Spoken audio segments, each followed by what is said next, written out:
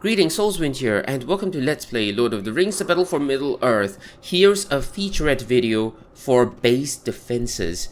It's something that we depend on to keep our production safe when our troops are out on the battlefield.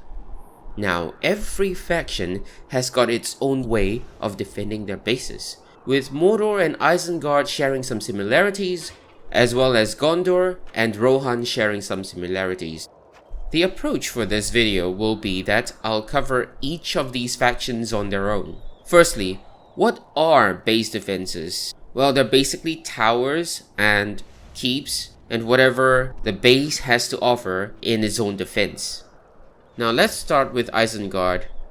Isengard has got these ISENGARD defensive foundations upon which we can build sentry towers. For the castle, there are 9 of these foundations. And for the camp, there are 7 such foundations. The outposts do not have any. On these Isengard defensive foundations, we can build sentry towers. They cost 150 resources to be built. However, their cost can be affected by the number of lumber mills we have, up to a total of 30% discount, costing 105 resources per sentry tower. Hey, there's no doors, but you're just able to phase through the walls and re-enter the tower. Some defense, huh? But yeah, that's what it is, alright. Anyway, the sentry tower has 1,000 health and can shoot arrows at enemies. From what I know, sentry towers have got really good range and can hit enemies from afar.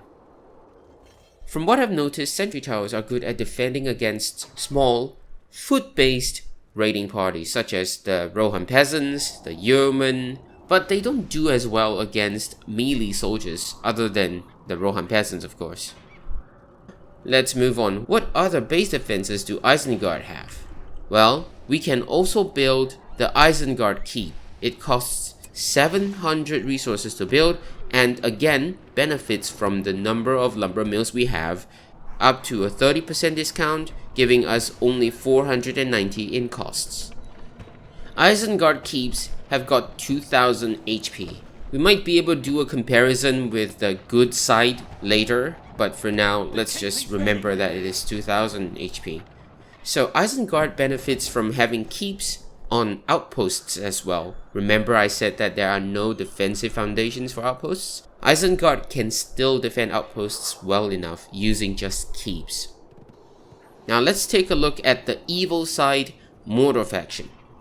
How do we tell the difference?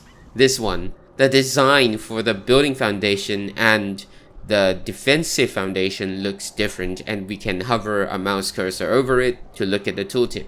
Just like Isengard, Mordor has got 9 Mordor defensive foundations for its castle and 7 Mordor defensive foundations for its camp. None for the outpost.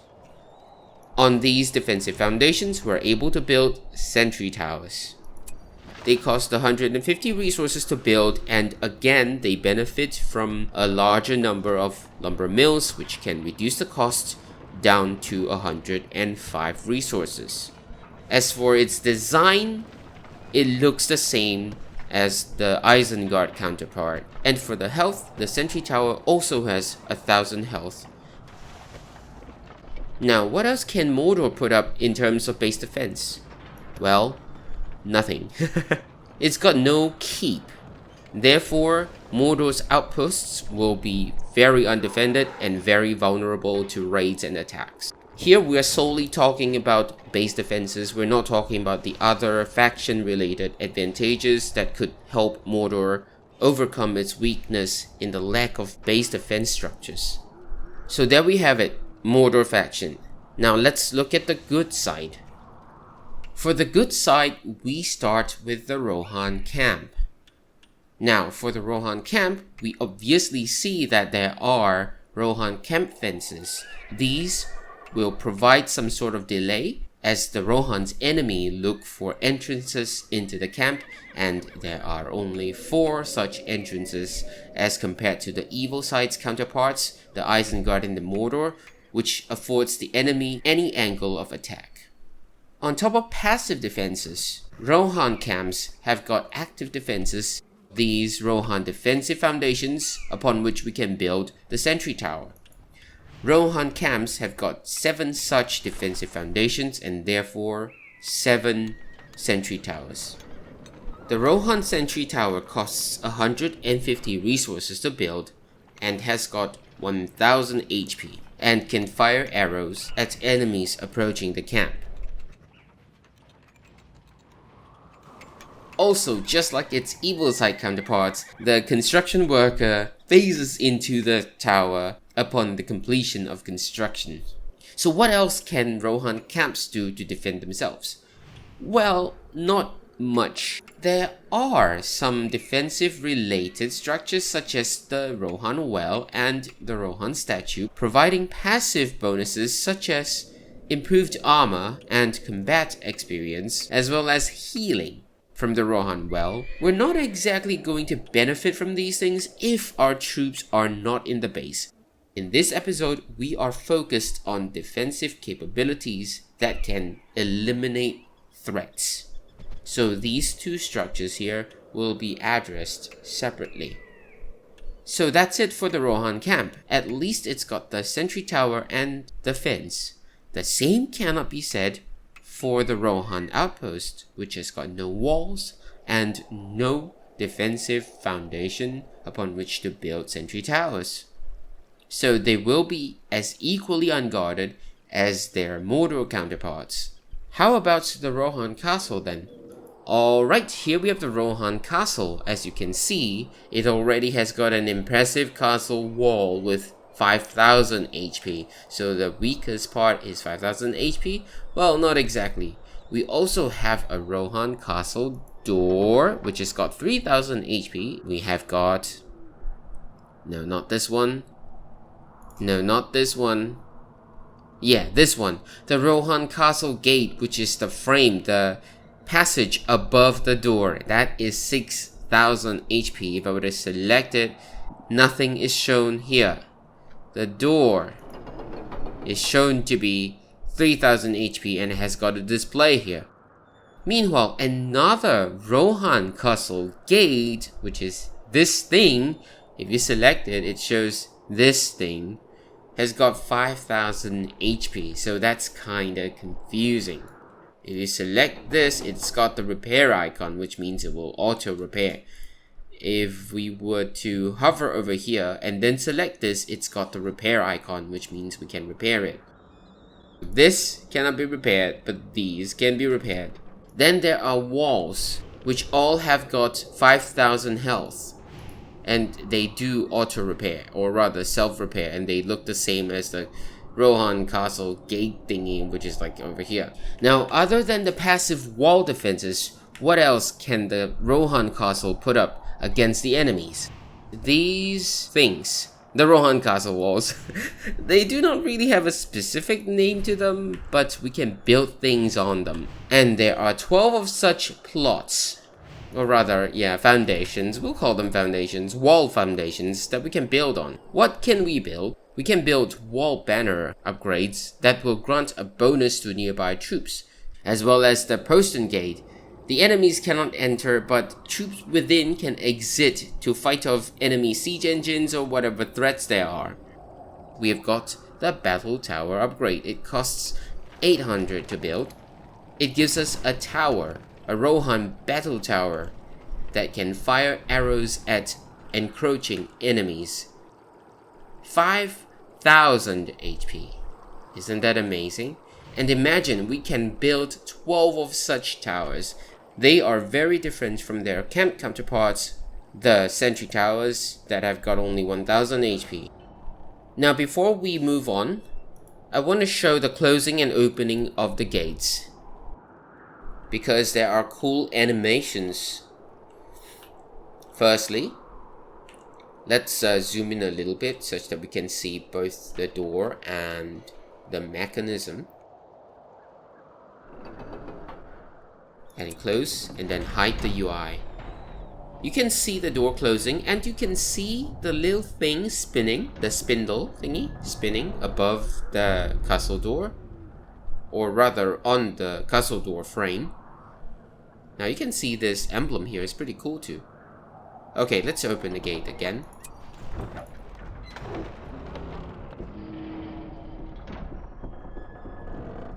So, the closing of the door is pretty slow, which means that enemies can slip through. Also, if we're not careful, our units can be stuck outside the gates. We can also see some nice details in the form of these Rohan banners. Alright, we are done with the Rohan base defense structures. Now let's move on to the Gondor-CAMP. Now we can already see that we have got these Gondor-CAMP walls that do not have HP shown to us and cannot be auto-repaired or rebuilt, and therefore we can tell from our experience at the Blackgate mission how bad it can be if these walls do fall. We do not know when they will fall other than the state of the damage reflected on its visuals. So what can we do as Gondor to put up a defense? Well, supposedly as part of a game balancing design, due to how good these camp walls are and how complete they are, such that we only have one entrance, we only can build 4 sentry towers due to the 4 Gondor defensive foundations. 2 at the entrance and 2 at the rear of the base. We're gonna build 2 sentry towers and show the construction of those 2 at the same time. And press F9 to hide the HUD. Now these sentry towers cost 150 resources to build. However, as Gondor, if we have a stone worker, that would reduce the cost by 20% up to 40% if we have 2 stone workers. These Gondor sentry towers have got 1000 health even if they're standalone here. Just like the counterparts in MORDOR, Rohan, and ISENGARD. Other than these sentry towers, we can also build Gondor Keep. It costs 800 and can be affected by stone workers. Up to 40%, 480 in costs if we have 2 stone workers. What about the health of the Gondor Keep? Instead of the 1000 of the sentry towers or the 2000 of the Isengard Keep, we have got 3000 health for the Gondor Keep. That's a lot of HP, and that's very defensive. Is that all? No. How many Gondor Keeps can we build? We can build as many keeps as there are building foundations. We can build a keep here. We can build a keep here if we tear down the farm. We can build a keep here if we tear down the marketplace. And speaking of the marketplace, Gondor has more to offer. Gondor is probably one of the most defensive factions, if not the most defensive faction. And we get a refund on our destroyed structures if we were to research the siege materials. Well, we can't really show this because we will get 50% back if we were to demolish our structures. This benefits us if they're destroyed by the enemies. So I'm not going to go into detail showing the siege materials now. I just want to mention that it is here because this is part of our defense. Our structures get destroyed, we get a refund with the marketplace and the siege materials research. Now, what else can we do? We can build a Gondor stone worker to strengthen our gates and towers. It costs 1,500 to build, but because this is solely related to base defense and does not involve troops, I'm going to showcase the Gondor Stoneworker in this episode. Isn't the construction process equally cool? Like parts of the building getting constructed bits at a time? That's really nice, I think. A lot of details went into the design process to have that show up. Because like we gotta wait, right, as players, and we just wanna see something happen. You know, not just dust and everything. So there's construction dust, but there's also action going on every once in a while. Updates to the building, although it's kind of awkward seeing them just sprout from whatever's been built there. But still, that's really nice. And then we can see the animation here. The construction worker putting new slabs of stones or marbles or whatever that is. And kind of strange that the stone is just coming out from here though. Like, yeah, it's like just appearing from here, but that's kind of good enough for me. Okay, anyway, back to the topic. The Gondor Stoneworker has got 2,500 health. And then the stone bonus is to reduce costs of defenses. 1 stoneworker 20%, 2 stoneworkers 40%. Alright. Now, first research, the Númenórean stonework costs 2,000 and increases hit points to walls and towers. And then the other upgrade is the battle tower and keep archers. It increases the ranged damage of your defensive structures. Note that we can really see the damage dealt because we don't see the damage numbers appear. But it says that damage is increased. So let's have this research first. Sorry for the cut there. Before we research the battle tower and keep archers, there's one thing I can show. And I forgot. That is this one. We can build an outpost, and as Gondor faction, we can build keeps to defend our outposts. Look, there is a goblin lair here. Why not we build a keep, which will help us with the defense. At the same time, we can research the upgrade and then show the damage differences after the upgrades. You see? 2 shots, 1 goblin. 2 shots, 1 goblin. Alright? Okay, now let's quickly get the upgrade. I have it on hotkey. Okay. Can you attack this one? No, stop first. Stop. Okay, I can press the stop. Okay, now you can see the damage. See that? It's just a little bit. See the rate of damage. And then see this one getting upgraded. Okay. So that's the damage rate.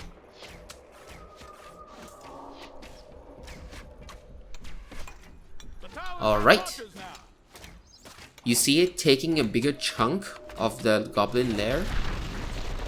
Too bad no HP, so we can't really tell what's the damage like, but you can see it taking a bigger chunk of the HP from the goblin lair. So this is the only way we can show any indications of upgrades.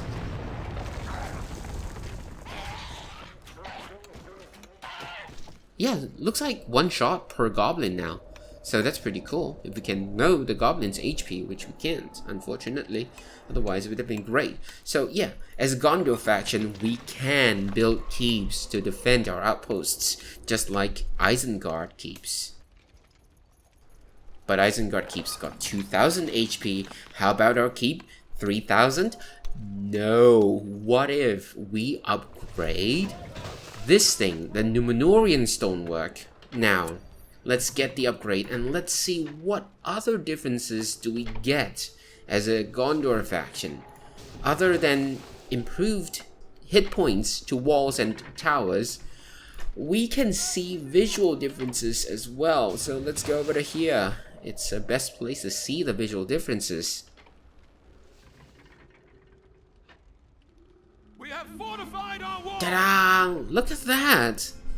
Now the walls looked more polished and there are white tree emblems on the walls. I really like these details because they really show the enhancement, the improvements that we've made to our base and gives us a sense of progression. So, what exactly did that research do other than, just visual enhancements? Well, the Citadel does stay at 4,000 because that's supposed to be walls, which we can't tell now, but we sure can tell towers. Still 1,000. Is that something wrong? No, it doesn't affect the sentry towers, but it does affect the Gondor Keep, which is 6,000 HP. That's a lot of HP.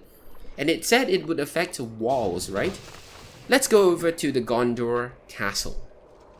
And here we are at the Gondor Castle. So in terms of defense, Gondor Citadel can fire arrows at the enemies, and that's already the first line of defense if the enemies are inside. Okay, maybe not the first line, the last line of defense, but the first most important defense, because the Citadel should be able to defend itself. But other than that, we have got keeps that we can build, as I have already built one here at 3000 HP, because I want to show what it looks like for the research on these other things. So okay, we've got the Gondor Castle Gate at 3000 HP, the Gondor Frame, no, not here, here.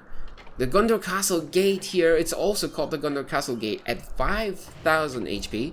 And then we've got this one, which is the Gondor Gate Tower at 5000 HP. So any of these that have got HP can be separately destructible and separately rebuildable. So, okay, this is the Gondor Castle Gate, which is actually this one. The Gondor Castle Wall, which is actually different. You know what? This is 1500 HP. You know why? Because, like, this thing itself can be destroyed, and the castle wall itself has got its own HP and can be destroyed, which is why you saw us struggle so much with the Balrog. When we summoned the Balrog in the Evil campaign, we had difficulty targeting those walls because there's so many elements to the walls. The 1500 HP here, the 5000 here, the 5000 here, the 5000 for I don't know. I mean, okay, this is 3000, and then we got 5000 for this gate tower thingy. So, what are these things then, these 1500 Gondor Castle walls? Well, we can build a trebuchet to defend our base, and this does not require troops. The trebuchet itself can fire, can attack. Okay, let me get rid of this thing first. Okay, we want to get the original price of this thing. Alright, so it costs 1600 to build the trebuchet, and it benefits from the stoneworker being present. Right, that's a 20% discount, which is 320. That's why it's 1280. And then we can also build the battle tower, as well as the potion gate, which allows people to enter and leave the castle with the door closed, but the enemies do not get to use it. So we're only going to talk about the trebuchet upgrade and the battle tower upgrade. How many of these foundations do we have? Well, we have 10 different foundations on the walls that we can use to build towers, the battle towers, or the trebuchet. And we can build as many keeps as there are building foundations, and that is a total of 9 building foundations in here. So 9 towers plus another 10 battle towers, that's a lot, and plus the citadel, that's 20 towers shooting at enemies if we were to build all towers.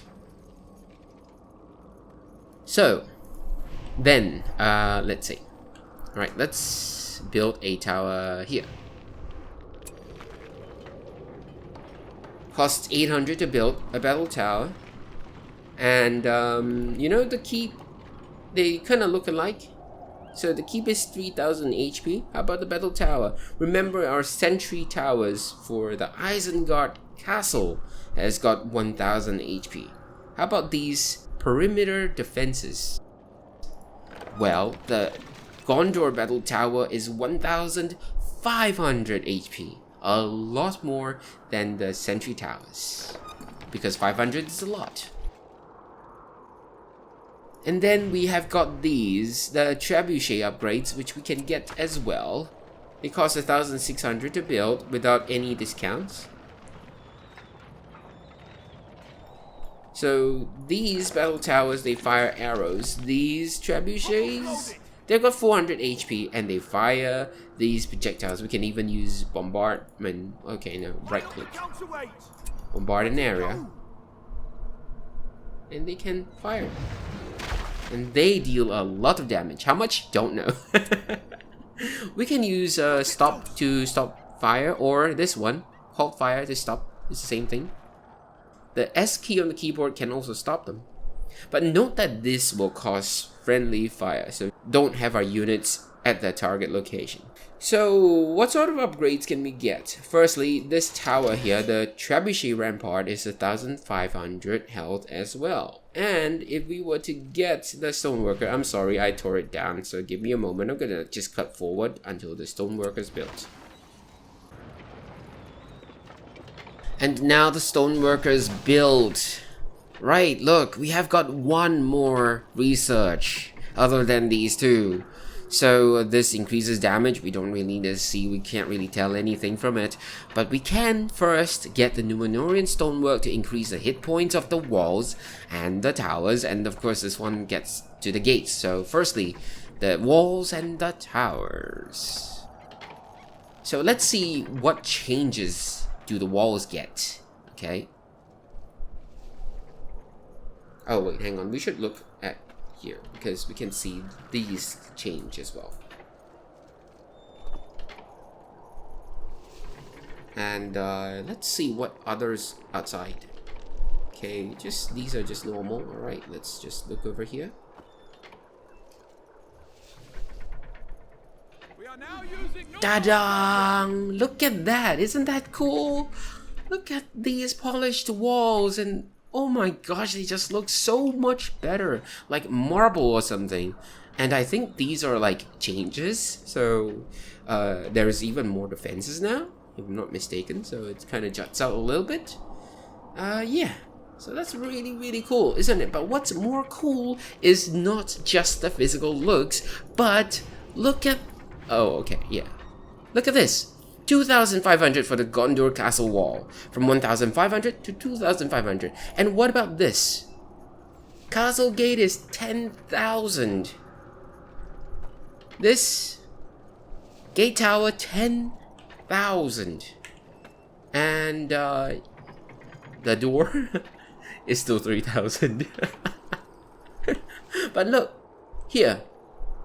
The battle tower is 2,500 now, as opposed to 1,000 from the ISENGARD castle or the camp version or whatever for the Gondor. And then this, the Trebuchet Rampart is 2,500 too, but this is still 400. Yeah. So then, what about the castle doors? Reinforced gates. Now let's take a look at the gates. Now we're gonna close the gates first, okay? And then we'll see how it looks different after the research. Can we select this? Does it look different? Ta-da! Even the castle gate looks different. How amazing is this? Look. Isn't that cool? Even the castle gate. It's something that we don't really pay too much attention to, even though we should, because it's the entrance to our castle. But seriously, look at this. Look at how different it looks now and how good it looks now. And we're just opening the gates and yeah, see? The inside of the gates look different too. See, it's updated. It's not just the outside, but the inside as well. And of course, the castle gate is 4,500 HP now. A 50% increase on the 3,000, that's 1,500, so 4,500, that's a lot.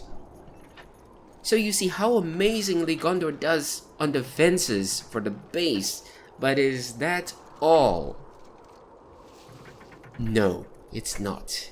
Because we can research the Firestone upgrade that adds 200 damage to our trebuchet.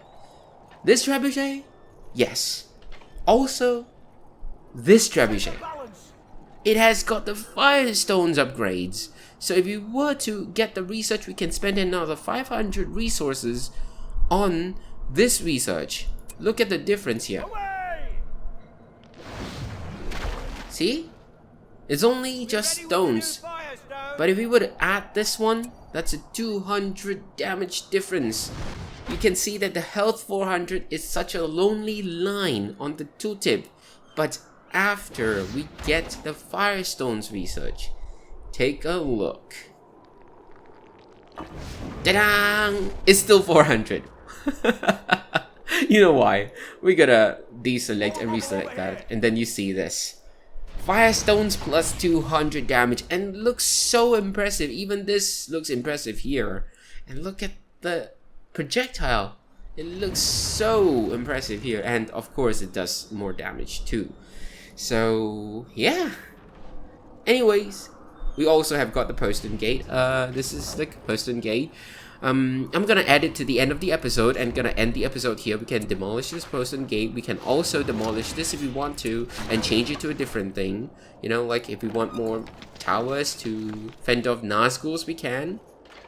That's it for base defense and defensive structures in this featurette. There's so much that I've covered. I think there's still a lot that I might have missed out.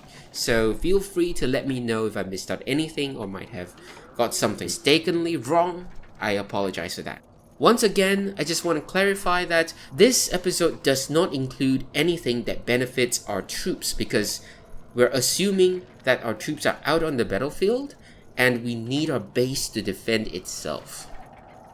But I hope you found this episode helpful. Thank you so much for watching. That's all I have for now. Have a nice day.